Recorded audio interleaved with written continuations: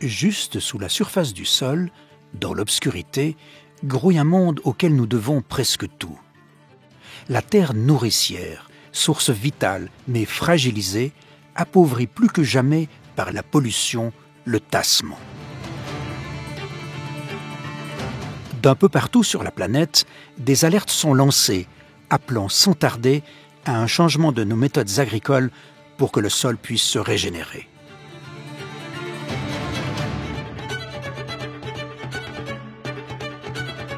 Mais qu'est-ce que ce sol, si souvent méconnu? La croûte terrestre subit les effets de l'atmosphère.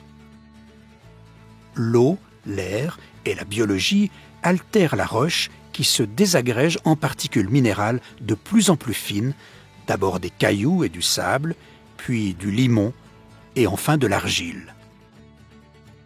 Juste sous la surface, de la matière organique est décomposée par des bactéries, des micro-champignons et d'autres organismes formant de l'humus qui assure la fertilité de la terre et lui donne sa couleur noire.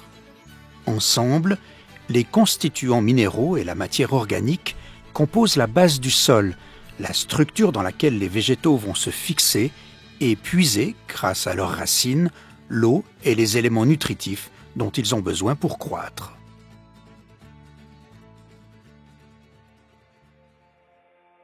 Les vers de terre jouent un rôle capital dans la fertilisation naturelle du sol.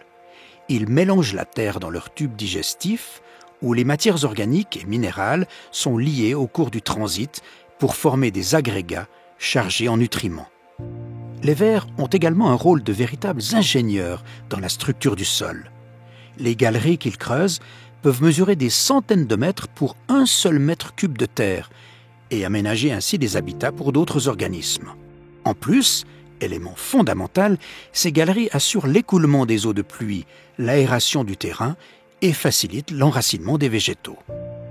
Car les végétaux ont besoin d'une terre poreuse et riche en nutriments pour assurer leur croissance. Mais cette terre vivante est très fragile et peut rapidement être détruite lorsque l'activité humaine est inadéquate. La pratique ancestrale du labour est aujourd'hui combattue. C'est quelques centimètres sous la surface du sol que la vie favorable à la croissance végétale s'organise. Les couches ne doivent pas être mélangées car chacune abrite une population de micro-organismes bien déterminée. Retourner la terre place à l'air libre la vie souterraine qui est peu à même de supporter la lumière, les ultraviolets et l'atmosphère ambiante. Et la terre, tassée sous le poids des machines agricoles, se compacte en mottes de plus en plus dures qui empêchent l'eau de s'infiltrer. On parle alors de semelles de labour où les racines peinent à s'enfoncer. Dans cette expérience, 2 graines identiques sont plantées. L'une dans une terre riche, à gauche, qui a été prélevée proche de la surface du sol, la seconde à droite, dans une terre extraite d'un sol plus profond, manquant de porosité et que peu d'organismes vivants habitent. La terre riche permet aux racines de se déployer en de nombreuses ramifications qui rendront la plante plus solide. Globalement, les modes de production agricoles dont nous avons hérité mettent en péril les ressources alimentaires, l'environnement et la biodiversité. Un déboisement massif a lieu partout sur la planète, comme ici en Amazonie. À Bornéo, la culture de l'huile de palme détruit l'environnement naturel et met en danger des espèces qui y vivaient depuis des millions d'années. Pourtant, sur tous les continents, des solutions émergent parmi ceux qui cultivent la terre et tentent à converger. L'agriculture de conservation, c'est un ensemble de techniques qu'on regroupe sous 3 piliers. Le premier, c'est ne pas agresser mécaniquement le sol. Donc on va plus particulièrement éviter de labourer et éviter globalement toutes les opérations mécaniques. Le deuxième pilier, c'est d'avoir des rotations très diversifiées. Ça veut dire au lieu de faire 2-3 cultures qui reviennent au bout de 2-3 ans, on va allonger en ayant 5, 6, 8, 10, 12 cultures, donc avec des temps de retour très différents, et ça va créer une diversité dont le sol va profiter. Et puis le troisième pilier, c'est de ne jamais laisser le sol nu. Ça veut dire que parfois pendant les cultures, sous forme associée, mais surtout entre les cultures, on va mettre ce qu'on appelle des couverts végétaux. L'agriculteur burkinabé Pierre Kientega témoigne de son expérience. Au Burkina Faso, où je suis, avec mon épouse, nous avons reçu une terre qui était complètement aride. Nous apportons de la matière organique, les feuilles mortes, la paille. Cela enrichit le sol qui reprend vie. Yvon Cholet pratique depuis une dizaine d'années l'agriculture de conservation en campagne genevoise. L'agriculture de conservation, c'est la vie du sol d'abord.